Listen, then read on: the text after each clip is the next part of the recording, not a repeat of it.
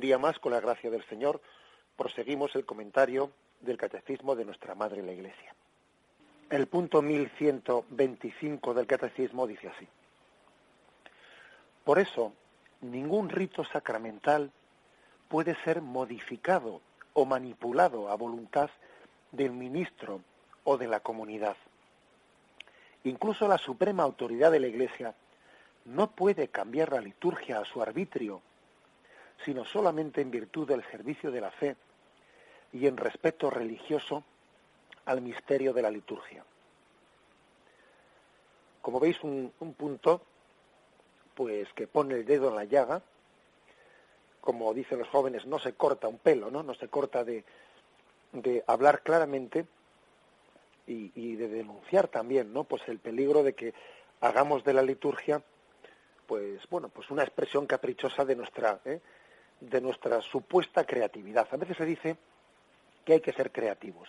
Entonces, ¿cómo se interpreta eso? Pues cambiando el rito sacramental o haciendo la liturgia cambios de quitar, de poner, que son ilícitos, como veis que este punto del catecismo lo dice claramente, ¿no? Es verdad que la liturgia, ella ofrece pues una serie de elecciones pues para que los mismos celebrantes puedan elegir. Por ejemplo, el celebrante puede elegir entre distintos prefacios de la misa, entre distintos cánones de la misa. Hay fórmulas distintas pues para hacer para hacer el rito penitencial del comienzo de la misa. Se puede hacer a través de los kyries, se puede hacer a través del yo confieso. O sea, hay fórmulas distintas de elección en distintas partes de la misa. A veces, no siempre, también la liturgia ofrece lecturas para elegir, otros días no, son las lecturas obligatorias, etcétera. También puede haber misas votivas que la Iglesia permite que sean celebradas. A veces, o sea, la misma liturgia ofrece una serie de alternativas en su celebración. Pero lo que no es lícito, lo que no es correcto, es que al margen de esto uno por su cuenta cambie fórmulas litúrgicas, haga esto, deje de hacer lo otro, añada cosas que no existen, etcétera. ¿Por qué dice esto de una manera tan contundente, ¿no? Que ningún rito sacramental puede ser modificado o manipulado. ¿Por qué dice esto? Pues porque la liturgia, como hemos dicho antes, forma parte de la tradición santa de la Iglesia, porque en ella estamos recibiendo lo que la Iglesia ha creído siempre. O sea, la liturgia es expresión de cuál ha sido la fe de la Iglesia. Por eso yo no soy quien para ponerme ahora a cambiarla, cuando resulta que la liturgia es expresión de una fe que tiene 2000 años de tradición desde Jesucristo. Por otra parte, es poco humilde. Poco humilde me refiero, que parece que como si yo quisiese, voy a mejorar el original, ¿no? Parece que esto está un poquito muerto y lo voy a poner yo un poquito mejor. O sea que es tener casi la impresión de que yo voy a mejorar lo que ha sido inspirado por el Espíritu Santo. Eso es poco humilde. Es poco humilde. No sé si os he contado una anécdota que en una ocasión tuve ocasión de vivir, ¿no? En una sacristía, es así un poco irónica, pero bueno, creo que ilumina bastante. Pues estaba preparando una celebración de una misa ezequial por un difunto, y entonces pues en esa preparación pues una persona cogió la Biblia y había elegido un texto, ¿no? Un texto para leer como primera lectura. Y entonces dijo él, pues he pensado leer este texto de Corintios, ¿sabes? Porque es un texto que está bastante bien. Y un sacerdote allí presente, pues bueno, le dijo, sí, las lecturas de ese librito, que era la Biblia, ¿no? Dice, las lecturas de ese librito suelen estar casi todas bastante bien. Y lo dijo en tono irónico, como diciendo, hombre, no digas que ese texto está bastante bien, es palabra de Dios, toda la palabra de Dios está bien, ¿no? No voy a ser yo el que diga, a ver qué texto de la palabra de Dios está bien o no está bien. Es decir, tenemos que tener mucha humildad ante la palabra de Dios, ante la palabra de Dios. Yo no voy a mejorar el original. Yo no voy a ser tan presuntuoso para pensarme que yo soy dueño de la palabra. No, la palabra es dueña de mí. Yo no poseo a la liturgia. Es que es la liturgia la que me posee a mí. La palabra es dueña de mí. Yo no soy dueña de la palabra. Yo no puedo quitar, y no digamos ya nada como a veces hemos observado, quitar un texto de la palabra de Dios y poner uno de un poeta. Dice, no, pero bueno. No somos dueños de la palabra nos posee. Eso lo vemos, por ejemplo, el profeta Jeremías, etcétera, ¿no? Cuando él decía, intentaba callar la palabra, pero la palabra me poseía, la palabra era dueña, la palabra... Tenemos que tener mucho cuidado con eso de ser creativos. Claro que hay que ser creativo, pero ser creativo es explicar la palabra de Dios. Eso es ser creativo, explicar la palabra de Dios que yo celebro en absoluto respeto a la liturgia. No se trata de explicar yo mi ideología, sino de explicar la liturgia, explicar la palabra de Dios. Que no es lo mismo explicarle a él que explicarme a mí, explicar mi ideología. También aquí en la liturgia debe de aplicarse aquello de Juan Bautista. Conviene que yo desaparezca y que él crezca. Conviene que yo pase desapercibido para que Jesús se manifieste. En la liturgia tenemos que intentar hacer las cosas de manera que nosotros seamos suficientemente humildes como para pasar desapercibidos. No hacer un show, ¿no? Yo que sé, en el que el catequista o el sacerdote o quien sea, ¿no? Pues bueno, pues está intentando ser original para que luego todo el mundo le diga, pues mira, has tenido una ocurrencia. No, eso es poco humilde. Es que es poco humilde. Y además fijémonos bien, manifiesta poca confianza en la fuerza de la palabra y en la fuerza de la liturgia. Manifiesta poca confianza en que esa liturgia transforma.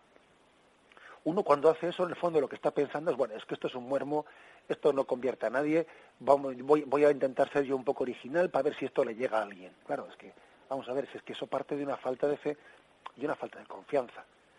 Lo que hay que hacer es celebrar la liturgia en toda su plenitud, en toda su intensidad, intentando ser también catequético, explicando a la gente, ¿no? Pues el sentido profundo de los ritos que estamos celebrando, pero no cambiarlos.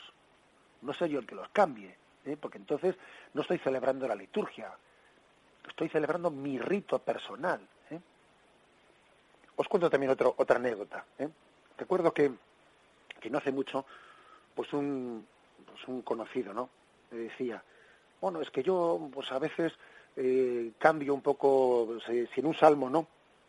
Si en un salmo viene Señor de los ejércitos, y bueno, pues decía yo, esa frase, pues la quito, porque hoy en día la gente le dice Señor de los ejércitos y no sé, parece que se asusta, ¿no? Con esa expresión, parece que es un Dios belicoso y no sé qué, que puede parecer como que Dios van a llover desde él las flechas. Bueno, vamos a ver, si es que yo creo que no tenemos que tener tanto miedo a que la palabra de Dios pueda ser mal comprendida al hombre de hoy. Yo creo que bastante más le confundimos nosotros al pueblo de Dios con las palabras nuestras que con las palabras de Dios que están ahí escritas hace miles de años.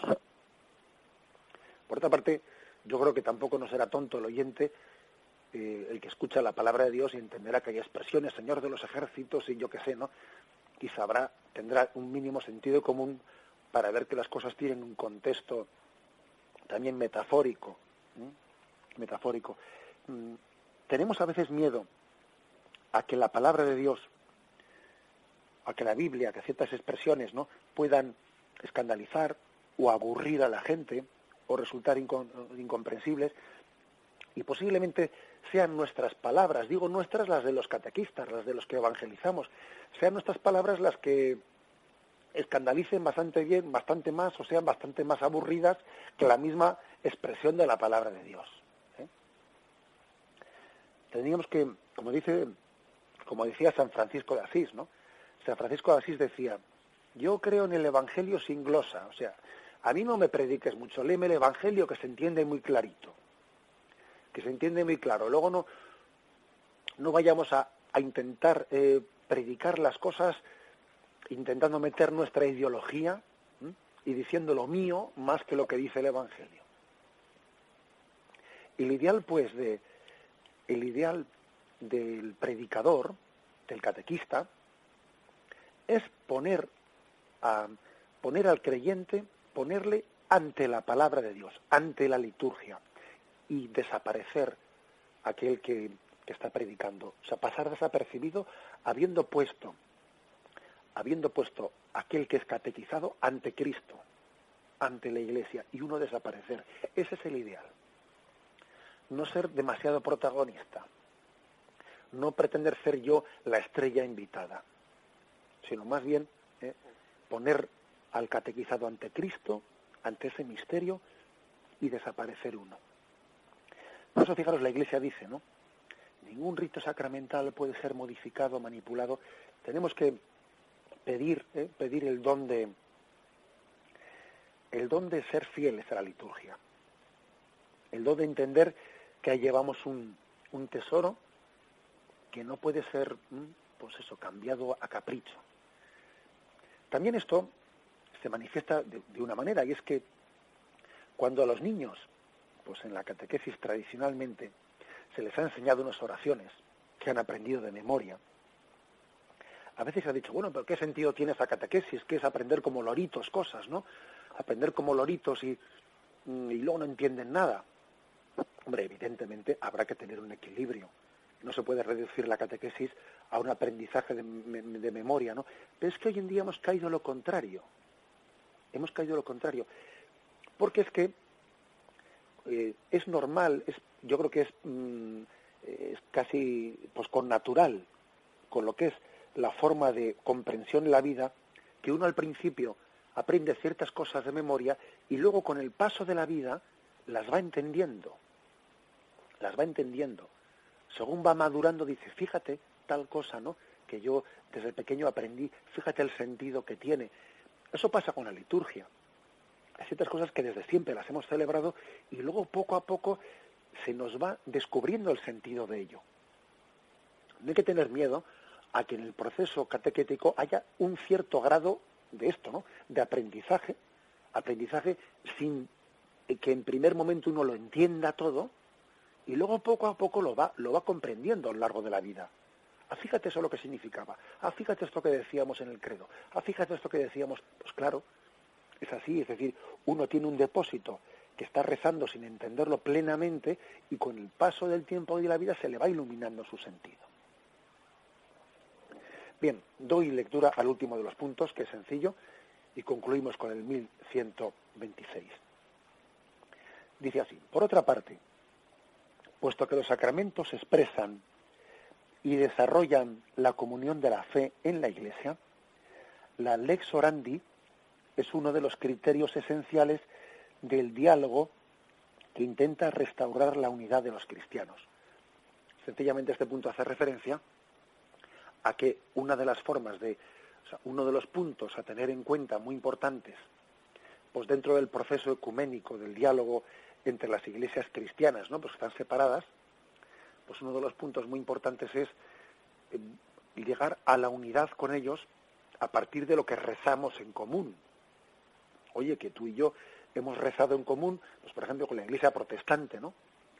Durante 1500 años, ni más ni menos, habíamos rezado lo mismo antes de la fracción de Lutero, ¿no? Entonces, si durante 1500 años rezamos lo mismo, anda que no tenemos, ¿no?, material para ver que en eso que rezamos juntos tenemos que unirnos, porque claro, si tú rezaste eso antes de separarte y si lo recé yo, pues tendremos que llegar a la conclusión de que ahí tenemos que unirnos en lo que hemos rezado juntos antes de que nos separásemos, ¿no?, o antes de que la Iglesia protestante tuviese esa fracción. Es uno de los elementos más importantes para poder llegar a la unidad, ver la liturgia y ver las oraciones que toda la Iglesia hizo conjuntamente, pues en el caso de los protestantes antes del año 1500 y pico, cuando se produjo la separación. Bien, pues dejamos aquí la explicación del catecismo.